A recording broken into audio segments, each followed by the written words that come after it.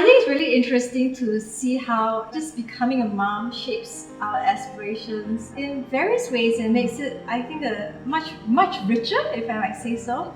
I wanted to ask you though, as a mom, right, I'm sure one part of our aspirations are our aspirations for our children.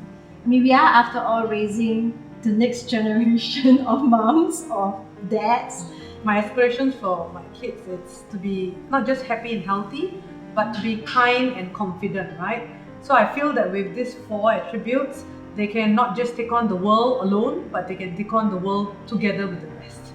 It's not about how many punches you give, it's also about how many blows you can withstand, right? The balance you have is when you have a good support system and with a gracious personality and you being confident to withstand any thunderstorms or rough sails to land ashore. I think it's very key. I think all boundaries are being broken, are erased. So the future is totally uncertain. So we can't envision how they should act, or we cannot dictate how they should act. But if we instill the right values and principles, I think they'll be able to land ashore safely. I think it's been mentioned, like giving them roots so they can have wings. Yes, you're right, totally. Yeah. Rynette, how does it look? You have 4, right? I mean, like different aspirations for each of them. Well, for me, I made a choice to homeschool, and the reason for that was because I really wanted their character, I wanted their foundation to be strong. I wanted them to know who they are so that when they go out and face the world, they're fearless. I want them to be asking questions, I want them to always challenge themselves, push themselves, and to not be afraid of anything. So for us, we try to expose our children to as many experiences as we can. And hopefully from there, through all those experiences, they grow and they start to find themselves. So for us, we want to remind our children that we're never too far away, we're always there, but we want to encourage them to be independent, to go out on their own, to find their own path, and just be sure of who they are. So pursue your passions, I have your backs covered, right? Yeah, for me, I just want them to be happy, I want them to be confident, to be sure of who they are, rather than, always being told what to do. So from young, actually, I was very sheltered, I was very protected.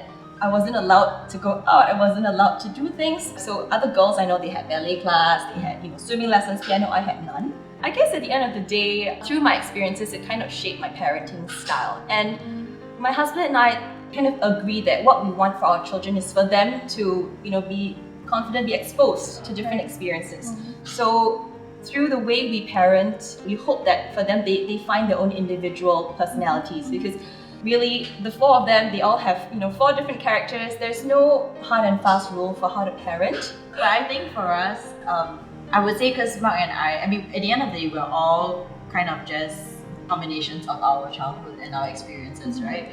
So for Mark and I, we went through, I would say, pretty unconventional in terms of our schooling years and all that. There is no one way to succeed, or success does not have to look like a certain way. So I think with that's kind of what we've always just applied to ourselves. I mean, even just our own expectations of ourselves, as well as eventually, or even now, to Olivia. So academically, we're not very focused. When we say we're not tiger parents, we're definitely not. But I think for me, it's really values. I hope that I can raise Ollie and whatever future children I have, to understand who they are, to find a purpose in their lives for themselves, because I think that's something that every person needs to discover on their own. It's a journey, but to have that confidence that you guys said, right? To want to take that journey, because it might not be conventional. And ultimately, I think just live a life of significance for themselves, however they define it. So I don't want it to be defined by us, but for now, there are certain societal conventions that they have to abide by, which is fine. I think that at the end of the day, she's confident, she's vocal, she definitely lets us know when she wants or doesn't want stuff. Tabs brought up a very important point. I think having aspiration for Gen X or baby boomers is different from having aspiration for the millennials or the I generation, right? Research has shown that millennials prioritize having a meaningful life more than any other value. So how do you facilitate as a parent to help them find or discover that purpose? I think it's aspiration that even we should have for ourselves, because it's difficult, right? Like how they mentioned this point about letting them celebrate their uniqueness, right? It's actually the happiest kids in the world are those with the least number of toys, because they are content with whatever makes them happy. They learn to satisfy themselves, they learn to make themselves happy with whatever they have. They learn creativity too. Yes, and they become very creative, you're totally right. So the aspirations for the millennials, upcoming generations, will have to adapt over time, and helping them find the purpose would be the aspiration I would have for myself to find their aspiration. I think there's a difference, right, between having aspirations for how our kids will eventually grow up to be, independent, hopefully responsible, contributive adults, versus living out our, maybe unmet, unfulfilled aspirations through them, which, perhaps some of us might have experienced from our parents. Yeah, and it's good to hear this perspective. It is Mother's Day, and we do want to for moms, for how long your journey of motherhood has been, what is that one thing that you feel you've really done well in? Because I think sometimes as moms we need to hear that. Yeah, and I think it would be also of great encouragement to those who are viewing this.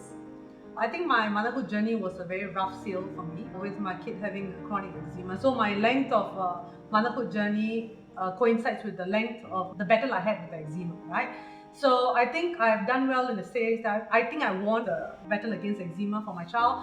I mean, I've gone through days where people used to look at my kid and say, don't go to her, look at her, all got blood and rash. The humiliation that she faced, her shattered heart that she faced, I wouldn't want any other kid to go through that phase as well. So I think I've helped her tide through this rough sails and thunderstorms, and we finally are able to assimilate with the other crowd, the normal crowd, and I think that is something that I take great pride in. And you were mentioning actually earlier in our pre-conversation that you have also taken great pains to ensure that your daughter comes out of this experience actually still feeling confident about who she is as a person. I always keep telling her that Sujita is her name, and her name means conqueror, the great conqueror, and I always tell her that you have conquered the eczema battle and you hold true to your name. And I'm so proud of her because it's such a journey for her at such a young age, and I want to relieve as many eczema kids as possible of their pain and suffering. And to hear mom say that about you, I think it means a lot. Yeah. For me, I think it was my decision to choose family, to homeschool my children and to be with them. So to purposefully take the time that I would have spent on my career and spend it on the kids. I think at the beginning of my journey, I always had a lot of doubt, because I was comparing myself to my peers. And they were all, climbing the corporate ladder, they were all being successful, and I see that on LinkedIn, and we see that on Facebook. And I felt like, okay, am I doing enough justice to myself? Am I doing enough justice to my parents? Because I pursued a postgraduate degree, and what am I doing with that degree? I'm at home with the children. You don't need a degree to look after kids. You need more than that. You need more than that. So now we know. So I always had a lot of self-doubt, and I always had a lot of questioning myself. I always questioned myself, was this the right decision? Did I give up something? Would I regret it? And looking back 7 years on, and we've decided, okay, let's just homeschool the whole kindergarten phase and let them go to primary school. And there was a lot of worry from other people, not from my husband and myself, but from other people around us. They'd be like, oh, your son is homeschooled, will he be okay going to primary school? They were concerned that he would be socially awkward, or maybe he'd be scared or shy, but there was none of that. In fact, he was so excited for primary school because he had never been to school. He woke up at 5 a.m, he's all packed, set, let's take a photo, sure. He doesn't like to take photos because I always kind of force them to take pictures. But for him, he would say, yeah, let's take a picture, it's my first day of school, I'm proud to go to school, and I'm very happy with how far he has come. So I think that decision to homeschool my kids, I'm very proud of that. And I'm just going to continue to homeschool the rest of them until they all leave my house, and then I can focus on my career. Hopefully, I would say I'm proud that I'm raising a child who I think understands that she has a voice. When she says no when it comes to food, like when she's done with the meal and she says no and she pushes the bowl away, she knows that's it. We don't believe in force feeding, so we don't do that, and I think that she's really learned to respect us when we say no. So it goes both. When I say no, she knows it's no, and when she says no, she knows I know it's no. But in general, I just feel really proud that she understands that. I don't know, and I don't care whether it's advanced or not, but to me, I just relish in the daily wonder that I can communicate with my child who loves me. And you're also working in a firm, you have your own business, and you're still looking after kids. I mean, that's an achievement itself. I mean, obviously that did occur to me, but I think that as a mom, it's also really important for all the moms who are watching to know that it's not about the number of things you're doing that proves that you're a good mom or that you can do it.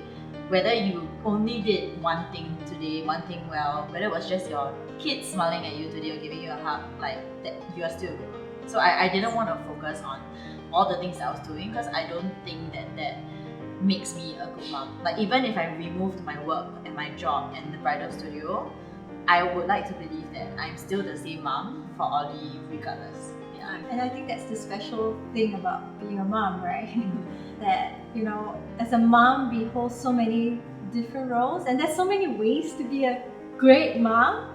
I think it's right to easily say that, you know, in the little things that we do each day, each of them, you know, is a success. Right. So we want to celebrate moms. So first of all, before we go off, we do want to thank our guests, for Veenaa, for Rynette, and of course Tabitha for sharing your lives and just sharing your heart, sharing your journey as a mom with us and with our viewers. And at the same time, also share with us your life lessons and some tips on mothering that I'm sure there will be different ones out there who will take away from today. You can look at our link below and go to our website to check out more resources for moms and how we can encourage you, and of course to hear more stories. And of course we will also be directing, if you are interested to hear more about what each of our moms guests here today are dabbling in in their time outside of being already a very busy mom, we will be sharing the links there and you can go check them out.